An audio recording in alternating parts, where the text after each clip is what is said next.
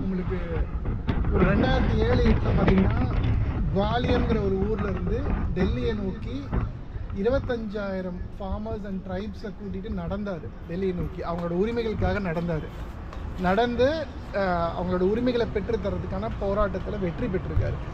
அதே மாதிரி 2012 1,00,000 மக்களை, பழங்குடியின மக்களை கூட்டிகிட்டு நடந்து போனார். நடந்து போய் அவங்களுக்கான லேண்ட் ரைட்ஸ், நில உரிமைக்கான சட்டத்தை பெற்று கொடுத்ததில் ரொம்ப முக்கிய பங்காற்றினவர் இவர் தான்.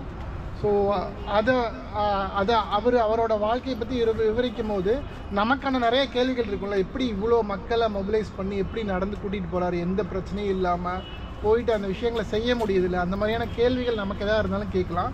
அவர் பேசுகிறத நான் இப்போ உங்களுக்கு மொழிபெயர்க்கலாம். நன்றி. இன்னொரு மைக் தான் கொடுத்துருங்க. இன்னொரு மைக்.